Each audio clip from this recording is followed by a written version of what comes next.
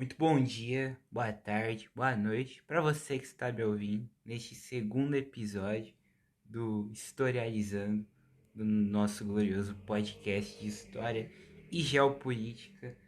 Então, obrigado para você que está me vendo. Espero que você tenha gostado do primeiro episódio, tenha entendido, tenha procurado e enfim. Eu quero fazer algumas correções do primeiro episódio. A primeira é que eu falei que os curdos eles lutam desde a Segunda Guerra Mundial pela sua independência do Kurdistão.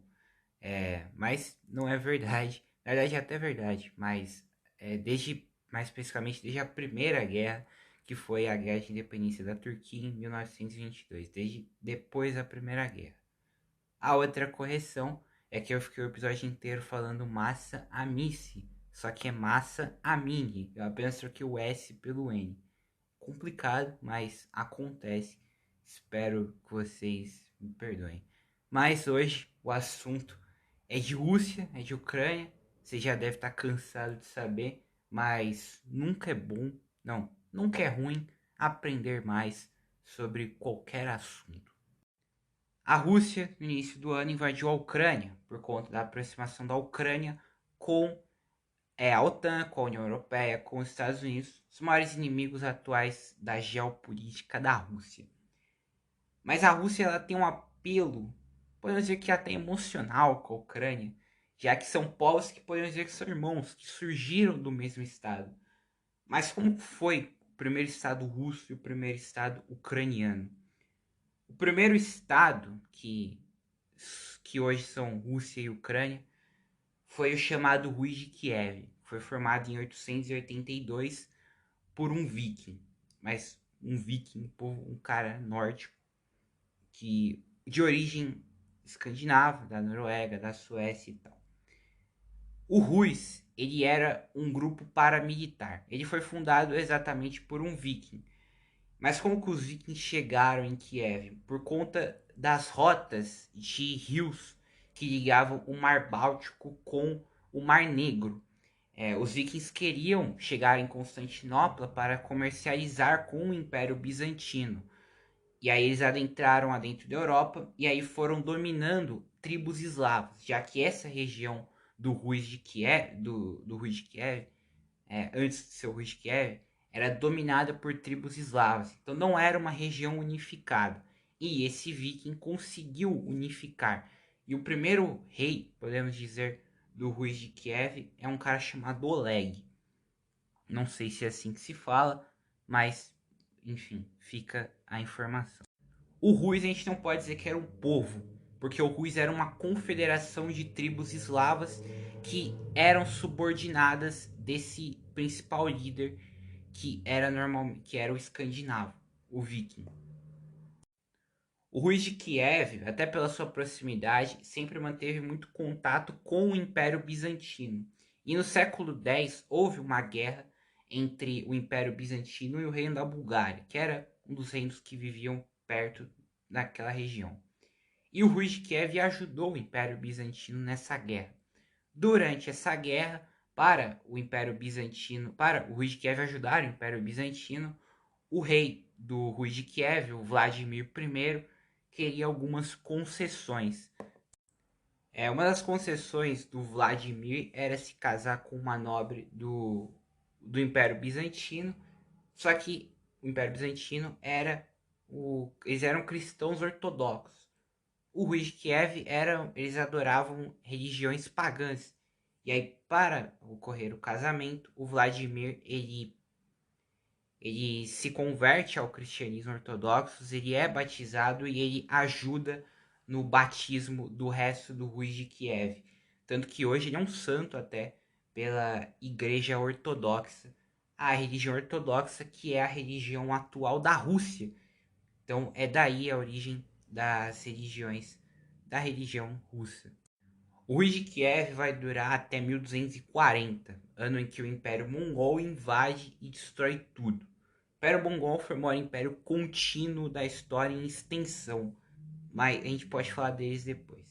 Mas no final do Rus de Kiev, já havia uma crise sucessória com muitas pessoas, muitos filhos, muitos netos brigando pela sucessividade no trono do Rui de Kiev. E aí foram criados vários estados autônomos do Rui de Kiev, que não era algo unificado. E um desses estados era o Principado de Vladimir Susdalia. Esse principado, depois da dominação mongol, ele deu origem ao Grande Principado de Moscou, que se tornaria depois o Império Russo, que daria a origem do Império Russo. O czarado na Rússia foi feito em 1478 por Ivan IV, conhecido como Ivan o Terrível. Ele se autodeclarou o primeiro czar da Rússia e só foi no século XVIII que aí houve o Império Russo com Pedro o Grande. Ao longo desses anos, a Ucrânia, nunca houve um estado ucraniano, mas existiam ucrânios vivendo dentro da Rússia. O nacionalismo ucraniano, por uma independência da Ucrânia, ocorreu principalmente no século XX, que durou na Primeira, na Segunda Guerra, com o início da União Soviética, durante a União Soviética. O nacionalismo ucraniano cresceu, houvendo alguns grupos que não tiveram muita força, mas a criação de alguns grupos que lutaram pela independência da Ucrânia. E durante o período da União Soviética, que a União Soviética foi fundada em 1917, com o final do Império Russo, com a Revolução Russa, há uma guerra civil, o Stalin assume o poder, os bolcheviques vencem a guerra civil, e é criada a União das Repúblicas Socialistas Soviéticas, com a República Socialista da Ucrânia sendo uma das regiões meio que autônomas da União Soviética. Em 1935, houve o que podemos dizer como o Holodomor, ou a Grande Fome Ucraniana, que muita gente nega, diz que é propaganda capitalista dos Estados Unidos anti-Rússia, mas a gente não sabe, mas tá aí, muita gente acredita, os ucranianos acreditam que isso aconteceu. Nessa época, era ainda o início da implementação do sistema comunista, da coletivização de terras e tal. E aí, essa coletivização, o Stalin impôs na Ucrânia. E muitos dos fazendeiros ucranianos, eles ficaram insatisfeitos.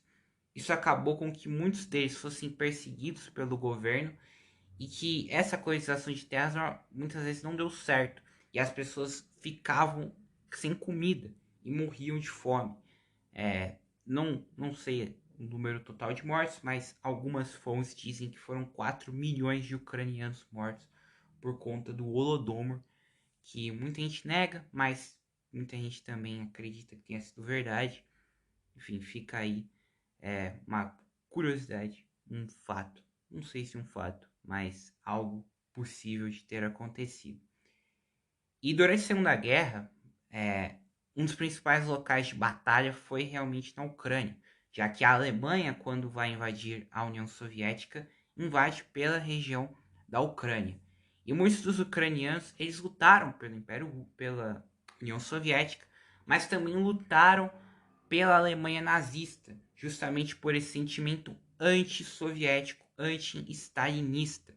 E esse foi um dos argumentos que o Putin usou para invadir a Ucrânia recentemente, de que eles eram nazistas. Mas passou a Segunda Guerra. Em 1953, a região da Crimeia ela passou de administração da Rússia para a Ucrânia. Então a Ucrânia passou a controlar a Crimeia. O Stalin já tinha morrido na União Soviética. Agora o líder era o Nikita Khrushchev. Ele tomou essa decisão por conta da geografia. Em 1991, acaba a União Soviética e a Ucrânia vai se tornar independente e junto com a Ucrânia vai a região da Crimeia. Um outro fator que acontece que com o final da União Soviética existiriam mais 3 países com armamento nuclear, que seriam a Bielorrússia, a Ucrânia e o Cazaquistão. A Rússia faz um acordo com esses 3 países para devolver as armas nucleares e que a Rússia ela aceitaria a integridade nacional dos 3 países. Acabou que a Ucrânia ela relutou um pouco para aceitar o acordo, mas acabou aceitando, que não foi cumprido recentemente. E muitos dos governos ucranianos que vieram desde 90 para cá foram governos alinhados com a Rússia.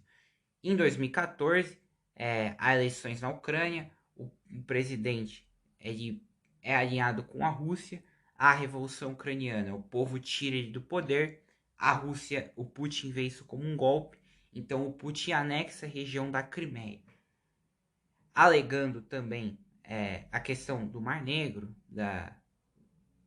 tem o interesse geopolítico nisso tudo, mas alegando que a maioria da região é russa, da população é russa, e, enfim, a Ucrânia, talvez a comunidade internacional não aceite a dominação russa da Crimeia, mas é uma região hoje que é dominada pela Rússia. E a invasão russa na Ucrânia deriva também desses acordos da aproximação da Ucrânia com o Ocidente, já que a Rússia considera a Ucrânia basicamente como um irmão, com origem dos mesmos povos, no mesmo estado e tal. Então é algo muito cruel com os russos verem alguém tão próximo se vender. Não é a palavra correta, mas tô falando do pensamento deles. Se subordinar ao pensamento capitalista. Enfim. Bom, a guerra da Ucrânia já está causando alguns impactos. Recentemente o Putin anexou 4 regiões da Ucrânia à Rússia. Então não sabemos onde isso vai parar. Guerras tendem a ser longas. Não é um assunto que que ainda está nos jornais, mas já não é tão comentado quanto antes. Mas é um assunto importante que ainda causa influência no mundo. Inclusive, recentemente Israel e Líbano assinaram acordos pelo gás natural no Mediterrâneo. Isso tem a ver com a Rússia, já que a Rússia era a maior exportadora de gás natural e agora os países europeus estão buscando gás natural no Mediterrâneo. A gente pode deixar esse assunto para um outro podcast. Então, muito obrigado por você me assistir, você me ouvir no podcast. Espero que você tenha gostado. Divulga. Terça que vem tem mais. Perdão qualquer erro. Acontece. Então eu recomendo que vocês procurem, né? Pesquisar mais sobre esses assuntos. Até porque é só um recorte, isso daqui não é tudo. Eu não sei de tudo. Só um recorte do que eu sei, enfim. Então, é isso. Obrigado e até terça que vem.